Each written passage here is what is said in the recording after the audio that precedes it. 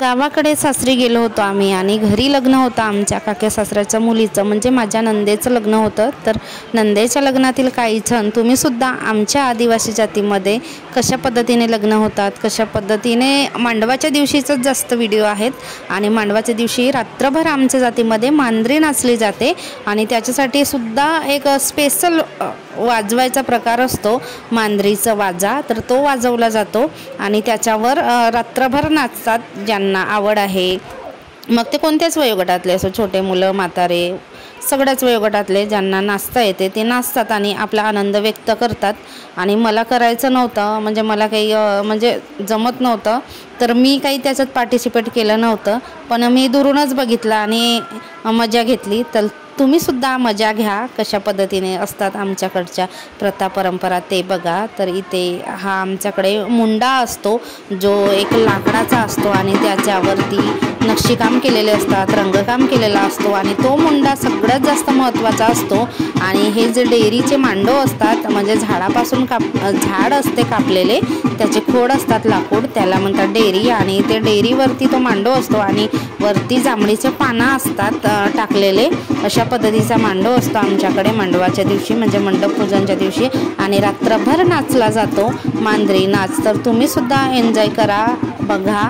मांडवाच्या दिवशी एवढं पाऊस आला संध्याकाळपासून, अक्षरशः स्वयंपाक करणाऱ्यांची तर तारांबर उडाली। जसे त्यांनी चूल पेटवलं तर इतका वारा आला, पाऊस आला आणि वाऱ्यामुळे आग इकडे तिकडे विजत होती। आणि गावखेड्यामध्ये कसं चुलीवरती स्वयंपाक असतो, समाजाचा जो स्वयंपाक असतो तो चुलीवरती असतो, तर तो सगळा इस्तो इकडे तिकडे उडत होता। मग विजवून टाकलं आणि नंतर आम्हाला जेवायला रात्रीचा 1 वाजला, म्हणजे स्वयंपाक करायला कुठे चूल ठेवायची, कुठे स्वयंपाक करायची। आणि समाजाचं स्वयंपाक म्हटलं तर थोडंसं राहत नाही, भरपूर असते, तर इतकं सारं पावसामुळे खूप जास्त अडचण झाली त्या दिवशी आणि जेवायला भरपूर उशीर झाला। आणि सगळं संपूर्ण लग्नामध्येच एक प्रकारच्या पावसाचं वातावरण होतं आणि सगळं जिकडे तिकडे चिखल चिखल होतं, असं लग्नासारखं नाही वाटलं, पण काही असं थोडाफार एन्जॉय केला। आणि नंतर पण भयानक घटना घडली, नंतर रिसेप्शन वगैरे पण काही झालं नाही, ते मी सविस्तर सांगेन तुम्हाला।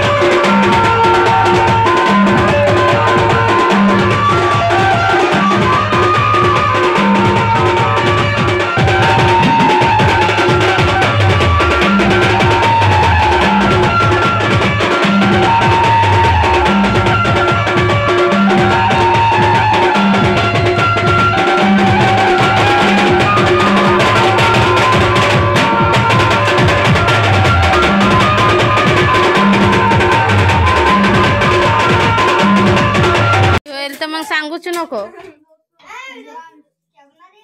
व्हिडिओ तुम्हारा। हाँ बजाव ना सबको दिखा रही। हे आहे आमचं सासरचं घर। तर हा हॉल आहे आणि फिनिशिंग वगैरे अजून बाकी आहे, प्लास्टर पण झालेलं नाही, बराच असं काम पेंडिंग आहे। तर करणार आरामात, असं पण घरी सासू सासरेच राहतात आणि करणार आरामात, बाकी जे काम असतील ते करतात। तरी जे वाजंत्री लोक होते ते वाजवत होते, त्यांचं बघून मुलांना पण वाजवायची इच्छा झाली, तर यांचं आपलं वेगळंच काहीतरी चालू आहे।